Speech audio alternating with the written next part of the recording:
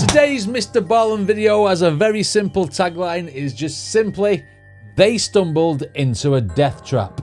All we want to know is, what's going to happen to the like button? Let's check it out.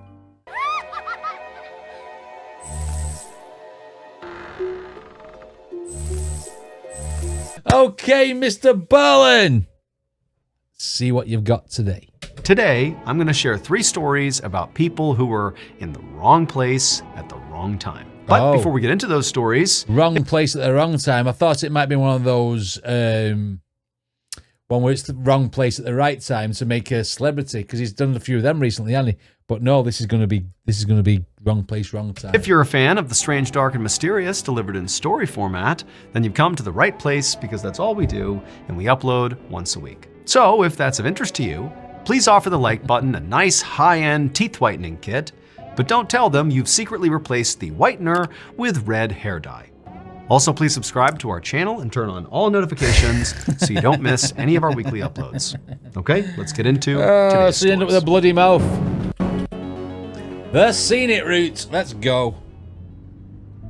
At 8:40 a.m. on July 7th, 1967, a 17-year-old girl named Nancy McEwen was driving along a highway in Brooklyn, New York.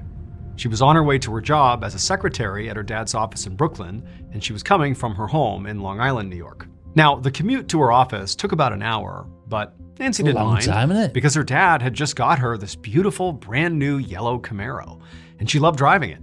And the highway she was on had this amazing view of the beach and ocean down below. And so that day, Nancy rolled down her window so she could feel the ocean breeze as she drove, and then she took in a deep breath and she smiled. At the same time Nancy was doing this, a police lieutenant was driving in his car a couple cars back from Nancy, and as he was just driving along, he suddenly sees this yellow Camaro that to this point had been driving completely normally, suddenly veer off the road, miraculously missed the oncoming cars, and then smashed into a tree on the side of the road. Okay. And so the police lieutenant instinctively jammed on his brakes and veered over to the shoulder and stopped behind the Camaro. And as the lieutenant got out of the car, he was thinking, clearly the driver must have just had some kind of medical emergency, because he didn't see any obstacles in the road, and the Camaro had been driving completely normally to that point. So like, what would cause them to veer and crash into the road at such a high speed other than a medical emergency? And so the lieutenant jumps out of the car, runs over to the driver's side window, and he looks inside and he sees this teenage girl, this blonde teenage girl, and she's slumped over the wheel and she's not looking up at him. She's not making any sound. She's just sitting there. And so he opens up the door and he asks her, like, are you okay? And she didn't say anything, but she did moan. And so she was breathing, she was alive, and there weren't any obvious physical injuries. Like, clearly she's just crashed into this tree at high speed, so she's definitely shaken up, but there weren't any obvious grievous injuries that have occurred here, at least none that he could see. And so he asked her again, like, hey, are you okay? What's going on here?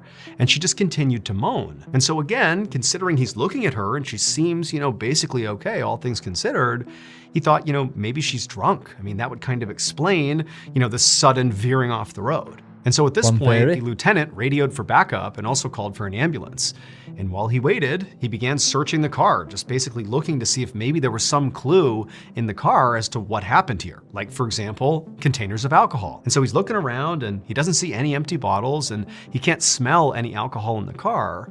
But still, this whole time, the girl is not responding. She's just moaning and just kind of slumped over there.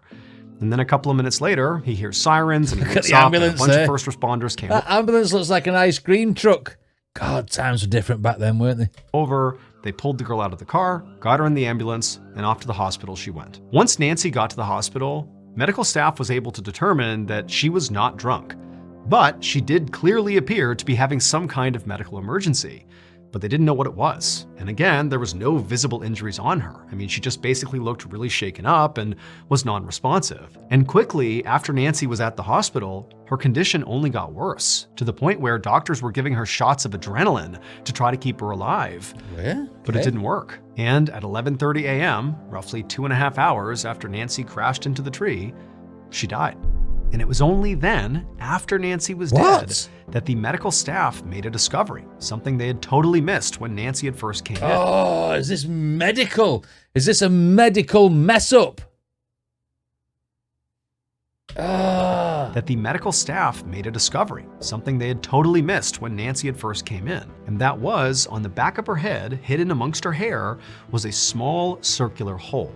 It was a bullet wound, and for some reason, it didn't bleed at all. Clearly, Nancy did not just randomly veer off the road and smash into a tree.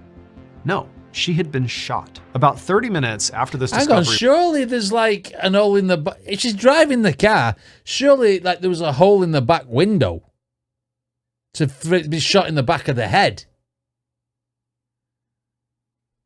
Was made. A detective named Albert Seidman was standing next to Nancy's crashed car on the side of the highway. Seidman had a reputation as being this totally no-nonsense detective who effectively would stop at nothing to try to solve a case. By this point, he'd already spoken to Nancy's parents, who obviously were devastated and very confused by their daughter's death. Shot in the head? They said that, Nancy never got in trouble and certainly didn't have any enemies, and so it made no sense that somebody had just shot her as she was driving. And Detective Seidman had to agree. This was not an average murder case. But regardless, he knew the best place to start this investigation was Nancy's car. The car was actually in pretty good shape. I mean, despite striking this tree at high speeds, the body of the car basically remained intact. Right. And so Seidman began going inside the car and looking all around it, looking for bullet holes to see where this bullet came in and struck the driver. But he found none. Really, there was nothing in the car that gave any information away about what actually happened here. Also, adding to the mystery here is Seidman knew there had been that police lieutenant who just happened to be driving a few cars back from Nancy when she suddenly veered off the road and crashed. Right. And he would say that he did not hear any gunshots, although admittedly he wasn't really listening for gunshots, but he said everything was normal and then the car just veered and crashed. He couldn't understand it. Detective Seidman had briefly considered that, maybe Nancy had been shot by somebody inside of her car. But because of the presence of that lieutenant who immediately was on the scene and was basically looking at the car from the time it crashed all the way until the ambulance arrived, he said there was nobody else in the car and I did not witness anybody fleeing the scene. The whole situation was very bizarre. But Detective Seidman, thinking logically, thought, okay, well, we know she's been shot. So even though nobody knows how that happened, well, there has to be a shell casing somewhere for the round that struck her. And so for the rest of the day, Seidman and his team canvassed that whole highway all around that area, looking for a shell casing, or really any clue that a gun had been fired in the vicinity. But they found nothing. By the end of the day, Detective Seidman was beginning to feel pretty disappointed about how the investigation was going so far. But he thought to himself, okay, well, I know I haven't found anything promising yet, but remember, she was shot not in some secluded area. She was shot on a major highway in Brooklyn, New York, a city of over 2.5 million people. I mean, someone somewhere must have seen or heard something. Like I say, she's shot in the back of the head. That car looked like a 3-door car anyway, so there was no back doors. There should be a bullet hole in the glass, or the black back window smashed out with the bullet going through. How? So instead of continuing to look for a shell casing, Seidman abandoned that idea and decided to go find witnesses. Over the next 5 days, Detective Seidman and his team scoured Brooklyn and interviewed hundreds and hundreds of people, looking for anybody who had any information about this shooting. They also put out a public plea for information and were fielding tips that way. But at the end of those 5 days, despite the huge number of interviews, they really hadn't gotten anywhere. As Seidman began to feel his frustration rising, there's no dash cams, was there? Once again, it just felt like they were hitting another dead end on this case. You know what, police work back then, you had to actually work for your living. No cameras, no dash cams, no technology as such, like 1967, you know what I mean? Computers were bigger than the car.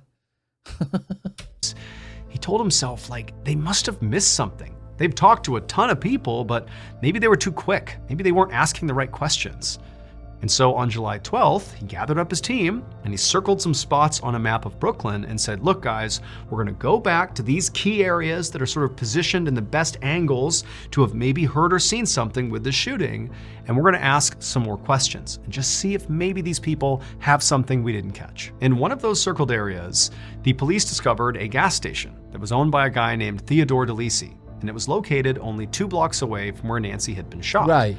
And on the morning of July 12th, when the police officers rolled up to this gas station, Theodore was working and he saw the police coming towards him, and right away he knew this had to be about Nancy McEwen. So Theodore had been following this case really closely as it was developing for two reasons.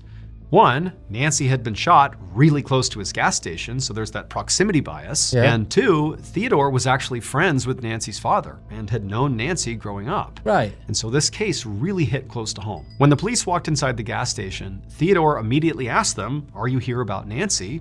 And they would say yes. And that's when he would tell them his connection to Nancy and how he was following this case really closely.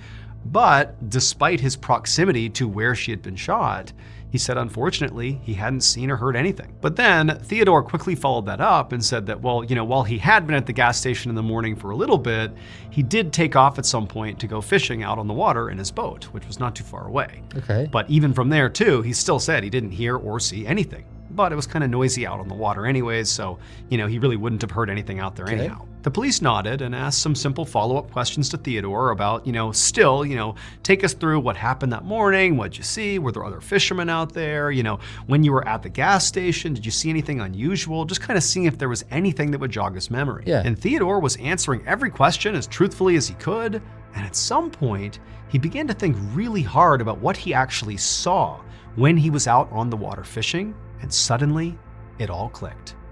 Theodore knew who killed Nancy. It would turn out at 8:40 a.m. on July 7th, the exact moment Nancy was shot, veered off the road and crashed, Theodore was in fact out in his boat fishing. Except at 8:40 a.m., he wasn't actually fishing.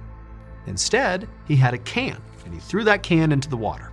And once he saw the can, he kind of kept staring at it, and then he raised his rifle and he fired a shot at the can. But he missed, and the bullet, by some fluke of physics, ricocheted off the surface of the water, went up into the highway right as Nancy had rolled her window down, struck her in the head, and killed her. Theodore knew he had been shooting his gun out on the water, but what he saw was the bullet hit the water. He didn't think for a second he could have fired up towards the highway. It was when police began asking questions that he thought, oh my goodness, it is possible. What? The ricochet could have struck her in the head. Theodore was charged with homicide, but ultimately a grand jury chose not to indict him, citing that this truly was an accident. Theodore did not serve any jail time, but he was fined $100 for firing a rifle within city limits. Surely it didn't ricochet off the water. I bet it hit the can and bounced up. A bullet is a very, very fast thing. No way is it bouncing off the water. I'm not having that. I tell you what, though, if that is facts, then that is like some sort of Final Destination stuff, that.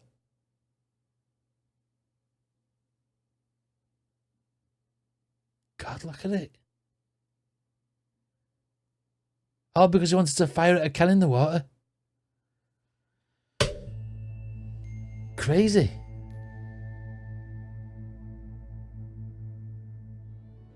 Next time, throw your rod in and try and catch some fish.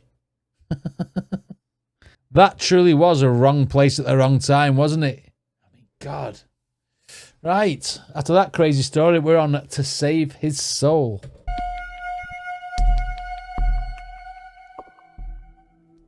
On the evening of September 17th, 2021, a 42-year-old preacher named Jason Thornburg was cleaning up his motel room in Euless, Texas, which is a small city between Dallas and Fort Worth. Right. Jason was going to be hosting a small Bible study group in his motel room in a few minutes, and even though really it was not that dirty, he was really taking time to ensure it was as clean and inviting as he could possibly make it. So normally, Jason would host these Bible study groups at his house.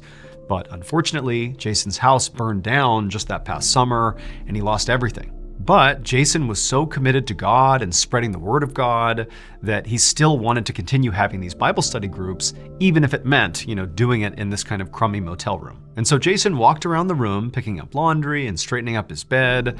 And then after kind of arranging chairs in a circle for the various participants he was expecting, he went over to a cabinet, pulled out some Bibles, and right as he was about to start placing these Bibles on each chair, he heard a knock at the door. And Jason was really excited because he knew that had to be someone who was here for this Bible study.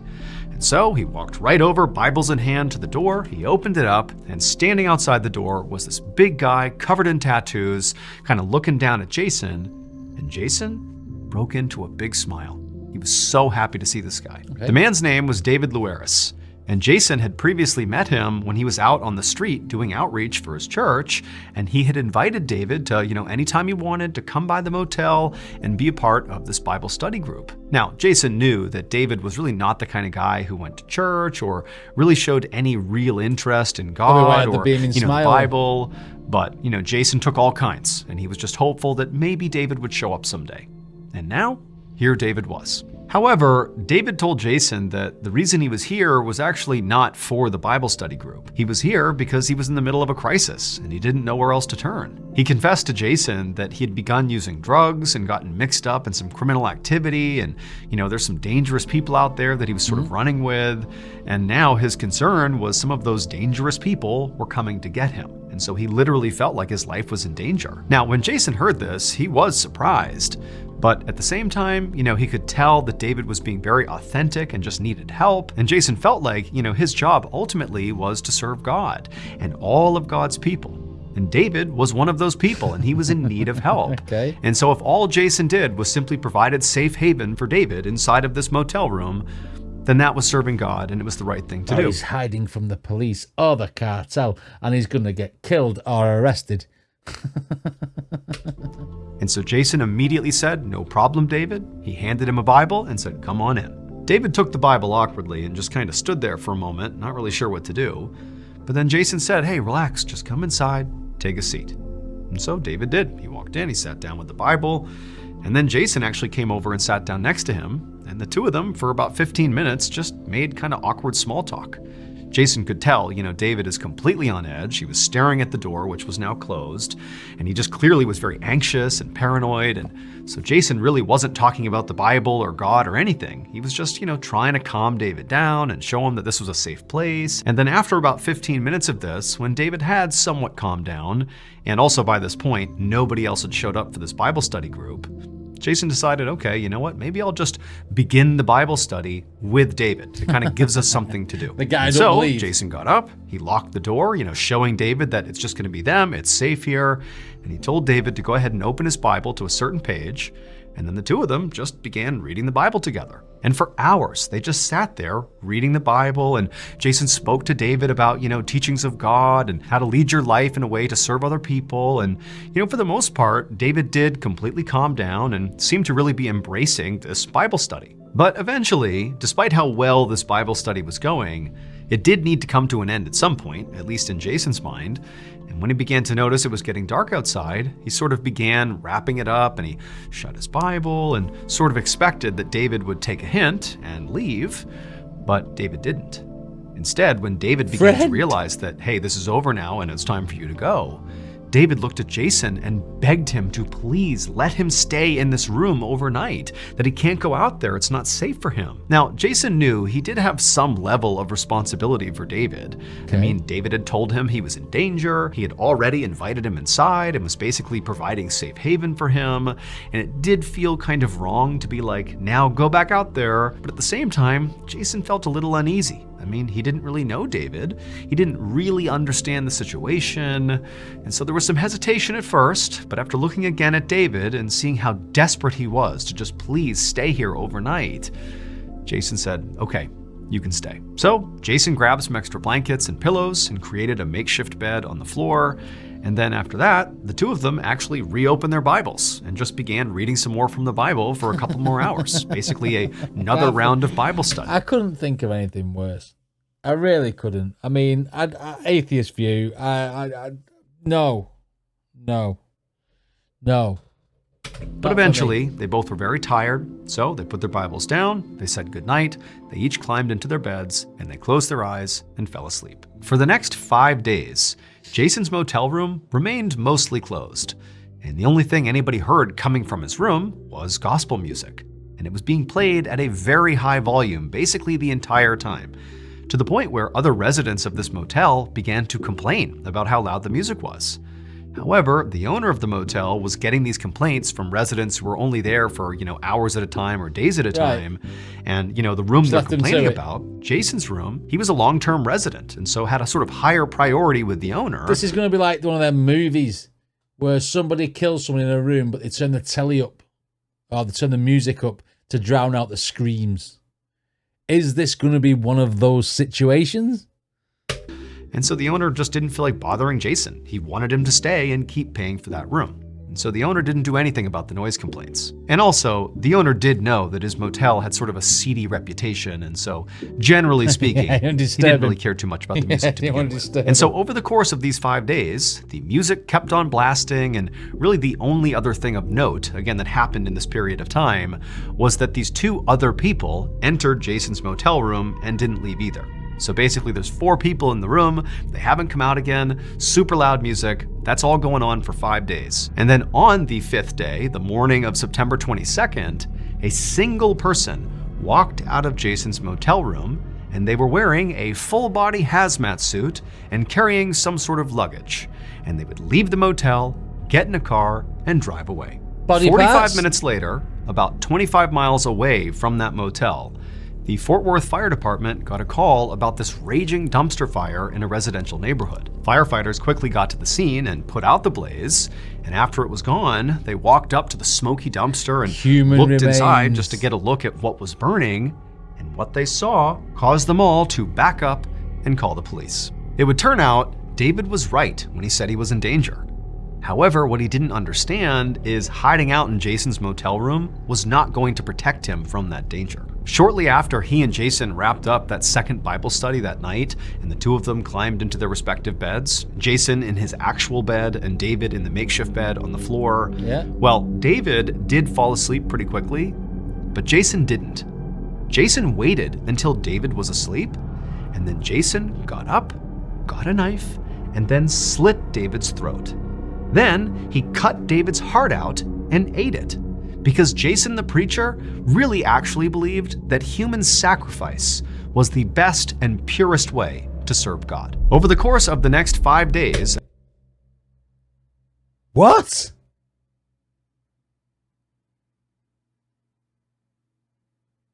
I mean, he did tell him he needed to leave, and he didn't leave. But that's still no reason to cut his heart out. Has he killed them 2 women as well? What?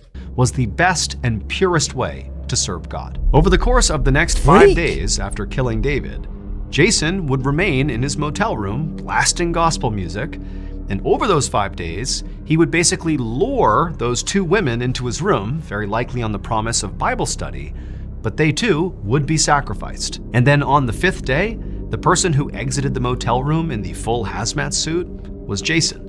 And that luggage he was carrying with him contained the body parts of the 3 people he had just killed. And he brought those body parts to that dumpster in that residential neighborhood and lit them on fire. And so when the firefighters put out the fire, what they saw inside were burned up bodies. Jason was arrested, and while he was awaiting trial, he confessed that David and the 2 women were not actually his first victims. He said that just a few years earlier, he had sacrificed his girlfriend, and that house fire that destroyed all of his belongings and prompted him to go live in this motel was set by Jason himself, because he had sacrificed his roommate and needed to get rid of the evidence. Ultimately, law enforcement was only able to show that Jason killed those 5 people. But there could have been more. Jason was found guilty of capital murder and sentenced to death. He is currently on death row in Texas. What is wrong with some people at all? Sacrificing is the work of God. I suppose in a twisted, weird way, if the people wanted to be sacrificed, then you're talking a different story. But this guy's luring people in and killing them against their will. That's a whole kind of messed up, that. That's obviously they stumbled into a death trap for this video anyway. Let's see what the third story is. I can't believe some people, me. Crazy. The home gym.